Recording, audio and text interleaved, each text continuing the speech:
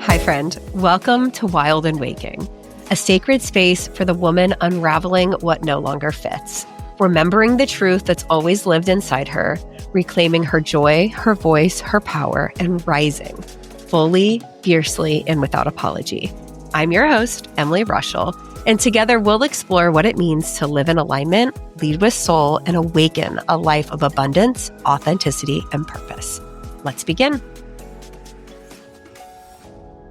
All right, friends, welcome back to Wild and Waking. Today, I am joined by Chelsey Newmyer. I also had the joy of being on her podcast, so you're going to have to look out for that episode as well. But we originally got connected through a mutual friend, Kate House, who has been on the podcast. We connected through her Goals with Soul Summit, and I was so attracted to the work that she's doing in the world today. To make a long story short and give you a little preview of what's to come, she basically works with people using their human design and their astrology to productivity doesn't even feel like necessarily the right word, but design their life, design their workflow, design their goals, the things that they're working towards, and ultimately how to get there without, severe hustle and burnout, which is such a pertinent conversation for this community. I feel like it's been coming up over and over again. Like, so many of us have done the work to decondition from this hustle culture, from this achievement addiction, from this checklist doing. And also we have big purposes, big missions. There are so many things we want to do from this aligned space, but are kind of floundering in the absence of all of these external pressure indicators. How do I actually do what I want to do? Make forward momentum on it, but do it in a way that honors who I am and my energy and my cycle and all of these things. And so I love that you are bringing all of these pieces together. It literally feels like a missing puzzle piece for me. And I'm so excited to dive in. So welcome to the podcast. Thank you so much. Yes, I'm struggling with the title because time management and productivity just doesn't feel like it truly captures it. So recommendations welcome if anyone. We could talk more later. Okay. I imagine that this idea for you came from kind of your own journey through this. So can you bring us up to speed a little bit about the work that you do and ultimately what brought you into this being the work that you're bringing to the world? Wow, I just repeated myself 3 times. That was cute. Of course. So I have always been a time management and productivity nerd, right? I've always been that kid who loved to get a new planner and check things off the to-do list. That has always just been me. So I've always been curious about learning more and exploring more. And especially in the age of hustle culture, right? When everybody had the hustle harder neon sign in their office, I was always about optimizing. How can I get more done? How can I figure out that one tip and trick that's going to change my life and I can conquer the world? But what I found was the more information that I read, the more it just didn't match the actual life that I was living. At the time, I was working a traditional 9 to 5. And while I didn't have children, I still had a partner. I still had other things that I was involved in, right? And nothing was clicking. I spent years trying to be that person who would wake up at 5 o'clock in the morning and go for a run right away and do it for 3 days and then not do it and then feel like a failure and then repeat the cycle, right? I'd go to bed every night. Tomorrow's going to be different. I'm going to be disciplined. Yeah. And I finally clicked. For me, I was reading one book in particular. The advice was literally take a nap in the middle of the day. I was like, in what world? Who's going to tell my boss that right. I need to put a couch in my office so I could take a nap in the middle of my day, my shared office, or that I had to block off 4 hours of deep work time and she couldn't call me during that phase, right? Again, it just wasn't making sense for the real world. And so I realized productivity has to be personal. The way that we structure our lives, the way that we think about how we approach tasks, the way we approach routines, the way we build those routines and habits has to make sense not only for the actual life that we're living, but who we are as people. So I started my business back in 2020, but within the last, say, year and a half-ish, I really started incorporating more of the astrology and human design, which has always been an interest of mine. My astrology book, the big book that I use has my middle school crush's birthday written up in the corner. Oh my gosh, I love that. It's a cross check. We're compatible. So it's always been a deep interest of mine. But, along the way, it got set down. And like I said, about 18 months ago or so, I started just realizing how many of these things, one, I had incorporated through experiments that I had been doing for years. right? That there were things that I naturally gravitated to and things that worked really well for me that already aligned with my sun sign and my moon sign, and my rising sign, right? Like they were already making sense. And then a few things that I learned that I was like, oh, I never thought to do it that way. And then realizing like that actually helps quite a bit. It actually makes a ton of sense. So that's why I've started incorporating that more into my coaching. And it's just been, again, so fun. It's just such a different lens. It doesn't always click, right? Some things work and it's not prescriptive, but it's definitely a lot of fun to be able to incorporate all these different pieces and really truly personalize the way that we can design and optimize, but not optimize in an icky way. Just right. In a way that feels good. Yeah, in a way that feels really good. Yeah. I think that idea of like your routine in your life has to be personal is so familiar to us. Like years ago, I was heavily facilitating a habit challenge called You Do You 82, which was all around this idea of like, you don't need to copy and paste someone else's 5 habits that they think are best or their morning routine or 75 hard. Like that's not for everyone. Like, how do you get introspective with yourself in your own life and figure out what you need in this season and lean into that, which I think makes sense. But then when we're looking at, like you said, at that work, especially, like what does deep work look like? What does it look like to honor your energy? Like conceptually, we know that, but sometimes we're kind of missing the pieces of, okay, what does that look like for me without trying 800 million things and trying to do this process of elimination, which is where these tools like human design and astrology feel like such a natural fit. For myself, when I first started digging into my human design, it gave me so much permission to let go of any other expectation that I had been trying to hold myself accountable to that didn't make sense for my like way I was meant to function. Absolutely. Tell us a little bit more about what this looks like in practice. Kind of explain what you would do with someone. So there's a couple different ways. I mean, when I'm working with someone, the first thing we do is like a really deep audit, right? So like, what does your day-to-day look like? Because this also varies. So whether you're working a 9 to 5, do you work from home? Do you work in an office? Because that's going to change your level of flexibility in your day. Do you have children? Do you have a partner? What's their schedule, right? Like I'm a military spouse. Love him. He's a phenomenal partner and husband and dad, but I can't necessarily count on him to be the person who does pick up and drop off every day, right? So there's so many of those kind of different nuances. And then more than anything, what are your goals? What are you ultimately trying to accomplish? And then throughout that audit process, we also define productivity for you. Like, what does that actually mean for you?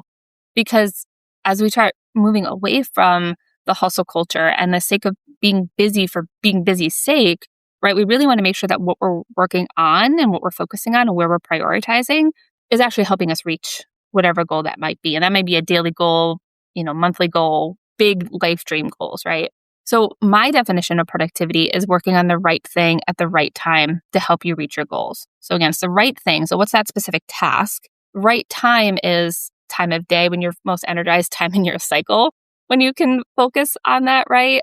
You have a woman with a cycle, like time of, season of life, like what sequence of events, all that fits into there. And then again, identifying that goal. And then we do a bit of like an information gathering, right? So you shared with me your sun sign, your moon sign, and your rising. There's obviously a lot more into astrology. And I know you just had an awesome guest a little while ago that goes deep into the different pieces of astrology. So definitely love that episode and I would recommend everybody listen to it. I really focus on these 3 just to get us started. I think we can glean a lot of information from that. And then when we work together, we can kind of dig in more. And we just start experimenting. It's figuring out, okay, so based on your life, I mean, what if you woke up 30 minutes earlier? Or what if you went to bed a little bit later, right? Like what if you used your nighttime energy, right? We just start taking those different pieces and experimenting with them. I love calling them experiments because the end goal of an experiment or the end result of an experiment is gathering information. Right? There's no pass or fail. You don't get it right or wrong. It's just, oh, that worked and that didn't work. And then we can continue moving forward. But I mean, Emily, I'd love to use you as a little bit of a I love that idea. Right? And I was just thinking about, I had listened to the podcast series that you put out about like the astrology of getting shit done. Now, astrology is all very new to me. Everyone here listening knows that I'm a baby trying to understand this. But you talked about how the sun sign is how you work best and what motivates you. The moon sign, what your nervous system needs to rest and recover.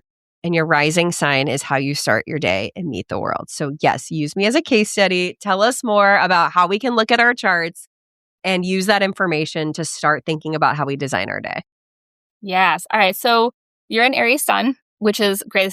This is your season, right? We're recording this in March. Yes. This is it. It is really the new year, right? It has this like new year energy, this kind of fresh start backing and vibe behind it.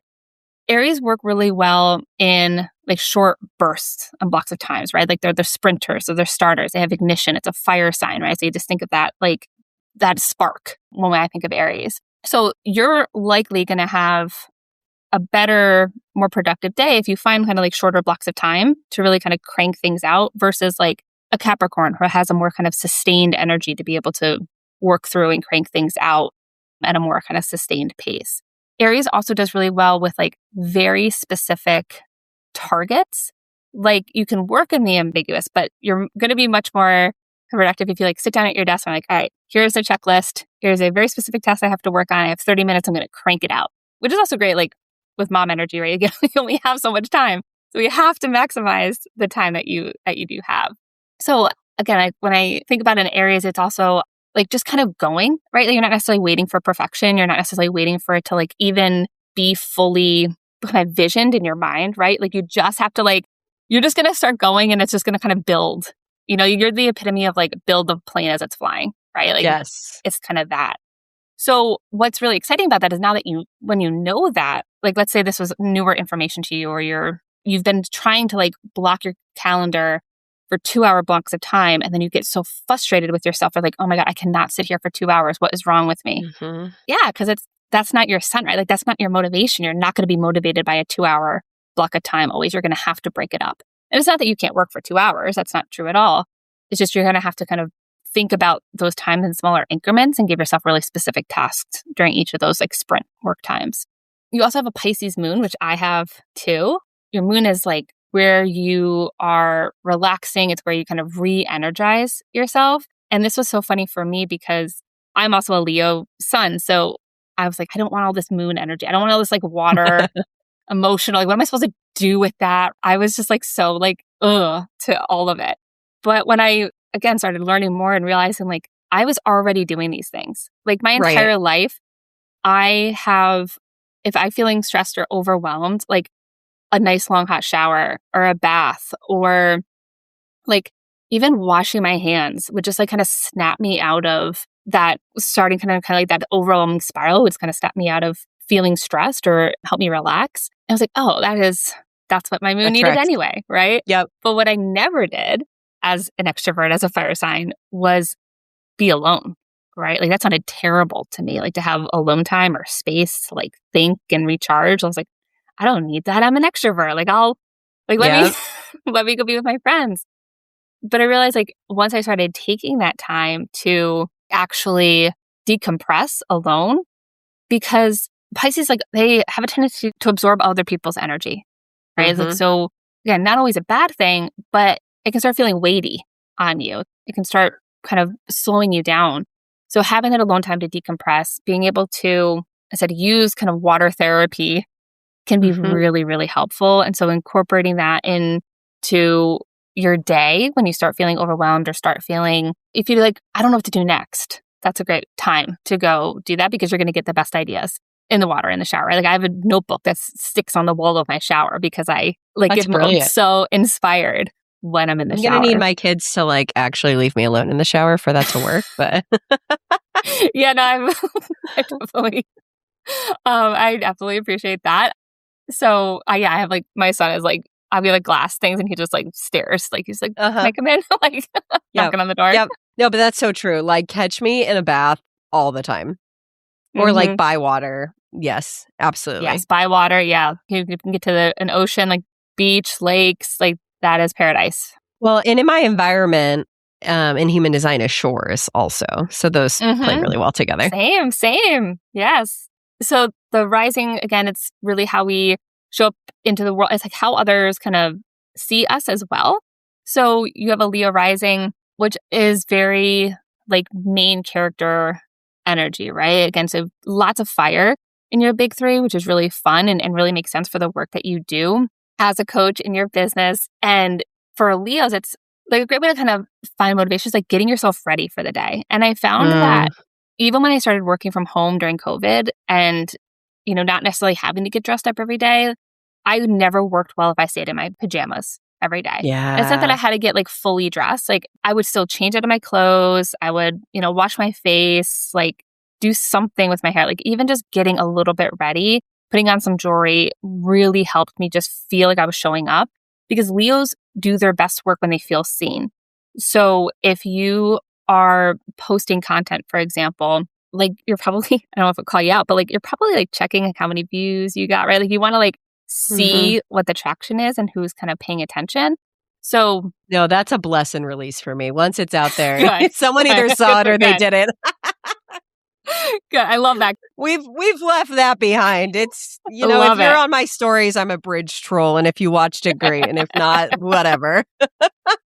That's great, because it can be like, that kind of could be the detriment, right? Is like, if you're not feeling seen, then it's harder to show up. So one thing that was really interesting as I started to experiment with this is it's also very much like about being creative, right? Like Leos are like kind of a creative energy. So as I was readjusting my morning routines, I realized like, okay, getting up and working out was not working for me, right? Like I cannot get out of bed, hit the floor and be out for my run. It just wasn't working. But what I could do was get up, get my coffee, and like write an email to my audience or create a post or something, right? So it was checking off that creative box. It was checking off that like, okay, now I'm seen, now I'm showing up, I'm doing the thing, right? I'm putting my stuff out there. So it's kind of checking those boxes for me. And then once I'd done that for a little bit, I was like, okay, now I'm awake. Now I can actually go do my run. So there might be opportunity there to think like, okay, what's something I can do that's more creative first? And it doesn't necessarily have to be like the traditional creative painting, music, right? Because I'm not very artistic, but creative is still writing. It's still creating an Instagram post or something, right? Like it's kind of using your brain in that creative problem solving way. And that might be, again, a way to just kickstart that Aries sprint that you're going to be working on. Which is so interesting, because I think, a lot of times we absorb the advice, especially because social media can be such an addiction, is like, do all the things you need to do before you log on. Like, don't open your social media apps until a certain point in time in the morning. And yes, I guess if passive scrolling is the first thing you're doing, but I never thought about what would it look like to immediately create or be seen and then go do these other things that I want to do. Interesting. I'm going to have to experiment with that. Yeah, maybe it's not passively scrolling, but just doing the creative piece of it, right? Like write the email, even if you just schedule it out, or draft it or journal if you don't feel like actually doing something, work-wise, right? But just feeling a little more creative could potentially spark some energy for you. Very cool. Okay. So when we're looking at our astrology, using those big three to kind of dictate those different areas of like how we function throughout the day, is there a place where we can go and find more information around that? Yeah. So, astrology.com, there's lots of great places that you can go and just put in your birth chart information, right? And so you just need like your date, time, and location of birth be as specific as possible, because what's really interesting is why you need all three is because not every Aries is going to be the same, right? Like, yes, Aries is dictated by like the days in which you were born, but what makes you different than an Aries that was born later this afternoon or even tomorrow is that moon and rising sign. So that's why we need a little bit more information. Because otherwise, like I think of my little brother who's also an Aries who has like such a different energy. I don't think like fire when I think of my little brother. And my husband's a Pisces, which I always, again, how I married a water sign, I have no idea. But he has an Aries rising, which totally makes sense for him. But he has a Leo moon, right? So we just have these flip-flop matches that makes us much more compatible because we balance each other out so well. So yeah, it's a lot of fun to get to know. But there's lots of different great tools. I love the Chani app. I think that does a great job of like giving you a full birth chart and where different signs are showing up in the different houses, and does a really phenomenal job of kind of explaining the strengths of each of those placements and then where you may need to like be focused or work a little harder. And then all about the transits. And that's out of depth for me, but I'm learning so much about it and it's so much fun. It's like a forever journey. I'm Oh, for figuring sure. out, like, there's just so many layers behind it. Yeah. Okay, let's spend a little bit of time talking about human design, specifically from the energy standpoint and how that would relate to the way that we're designing our days or even our workflows in general. Yeah. So remind me of your... I am a 2-4 generator. Okay. I have to look at my wall. I have my human design on my wall too. So human design is still something I'm very much learning about. I'm a manifesting generator. And what I do really appreciate about human design is similarly, you need to know when you were born, when and where and what time to create this chart. And the energy is about, when we think of human design, we think about kind of the sustainable energy that you have. And so again, as a manifesting generator, I have like a very kind of responsive energy. So very multi-passionate, lots of different directions. And it made me so self-conscious when I started my business because I was like, oh, I want to offer this. Oh, now I want to do this offer. Now I want to do this offer. And I would have like all these half-baked projects in my wake. Yeah. And it made me, again, so self-conscious. I'm like, oh, my audience is going to be so confused. They're not going to be able to keep up with this. But everybody's like, actually, no, like this is kind of my superpower because I can come up with really cool kind of flash offers, get people excited and get people in.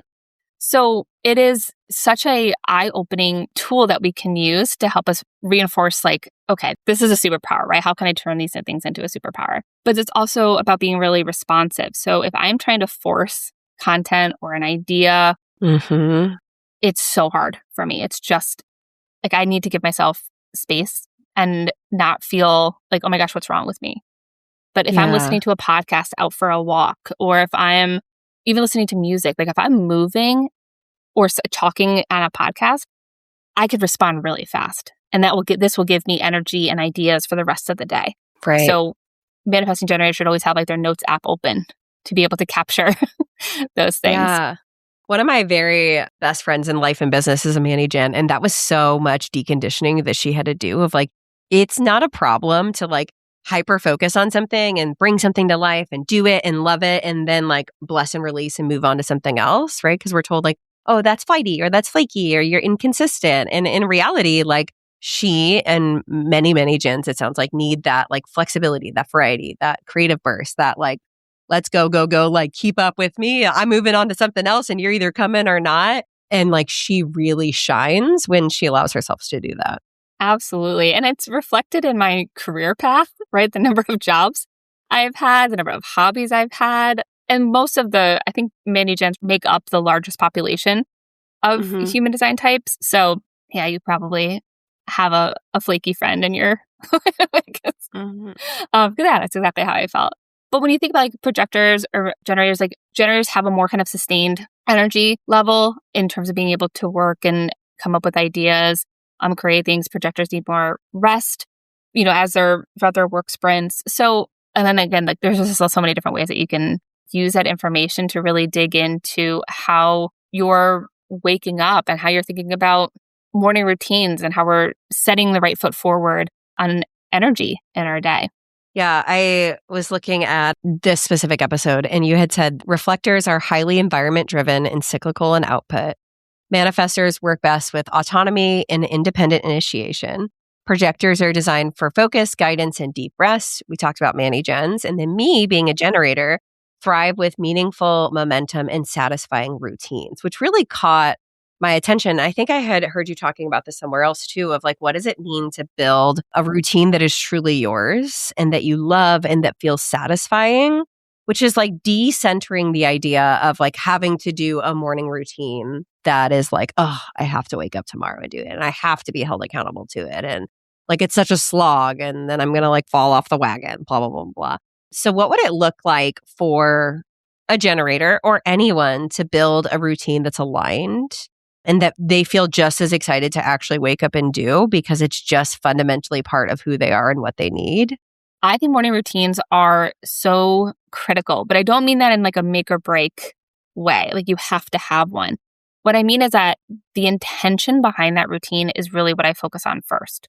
So when you're building your morning routine, what is the intention of it? Do you want to feel energized, grounded, inspired, peaceful? Do you want to feel joyful in it, right? Like really getting to the root of what is your intention behind that routine, and then building out the steps that support that intention. So if you want to feel really grounded, then the routine can focus on the journaling and the meditation. If you want to feel really energized, it may be a dance party or a workout, right? It may be, if you want to feel more joyful, it could be, lighting a candle and putting on really fun music.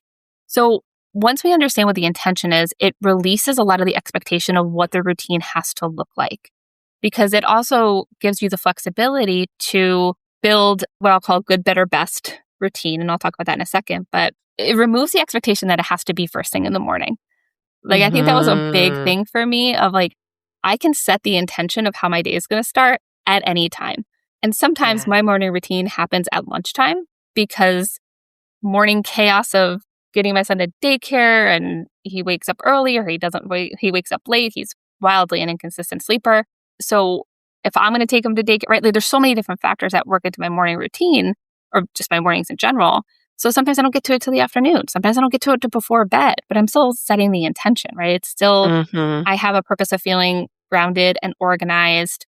And that's kind of the intention of that routine for me.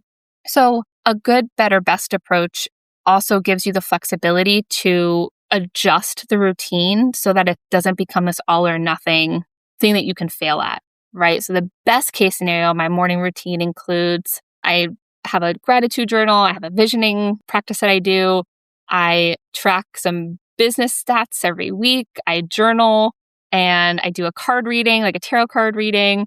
Like that's the full kit and caboodle. Best case scenario, I'll have all the time in the world. That's what I can do. My better routine is I probably won't do the reading. I'll just do the journaling piece and the gratitude piece. And good is just like the visioning and gratitude piece. And I don't do the full journal exercise where it's a really quick, hey, I'm here. This is what happened, right? Like it's not like a deep. And so that also gives you so much capacity to, again, like forgive yourself. Because I think for so long, my morning routine was something I was failing at. And that's not helpful. Like it's not making you feel better. Yeah, it's not making you feel better.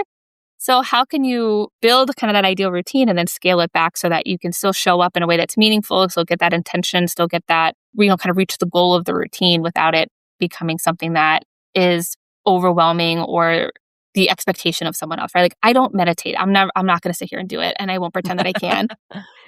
For a minute, I was like, oh, I should meditate. I was like, I can't. I'm not going to. It's so hard for me too. Yeah. It's so hard. But I have like a badass morning playlist that I play every morning when I'm getting ready. Like that's part of my morning routine to kind of add some joy and movement into the day, and we dance to it.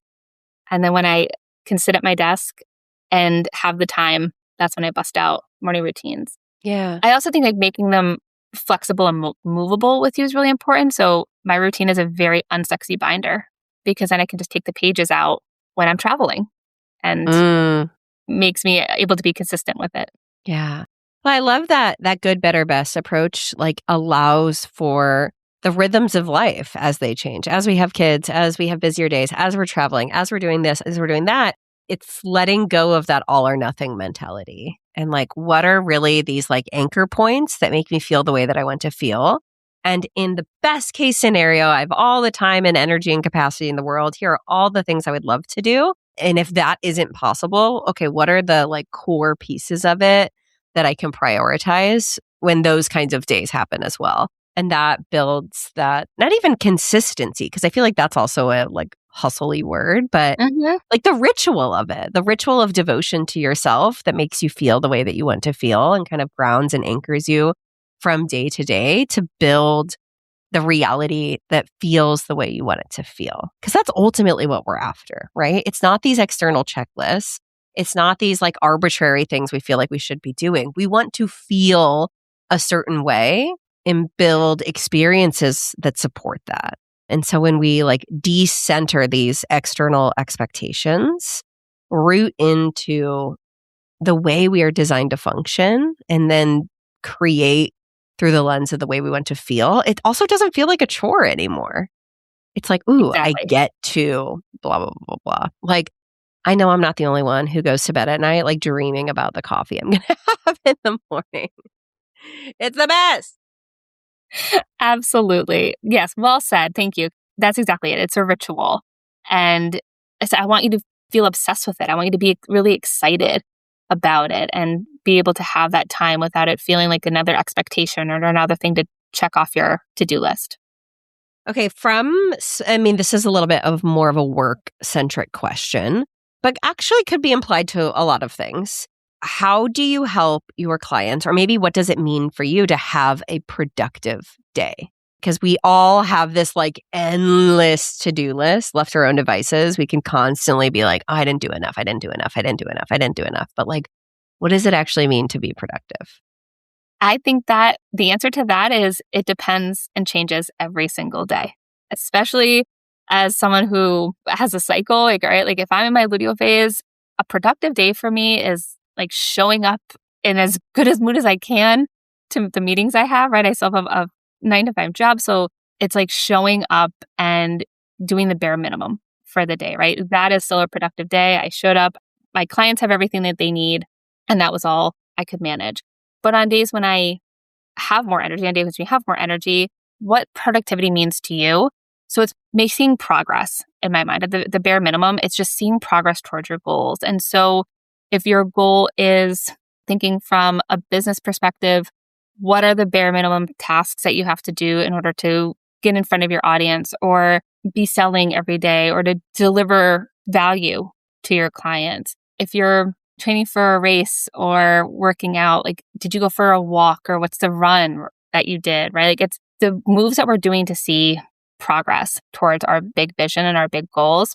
And it does mean, of course, that we have to just maintain life, right? Like laundry still has to get done. Like the dishes still need to get done. All that stuff still needs to happen. But it's doing it in a way that feels as kind of like streamlined and easy for us as possible. So, I think of silly examples of like putting on music or listening to something really fun and kind of habit stacking and pairing in a way that brings joy to those little moments in our day.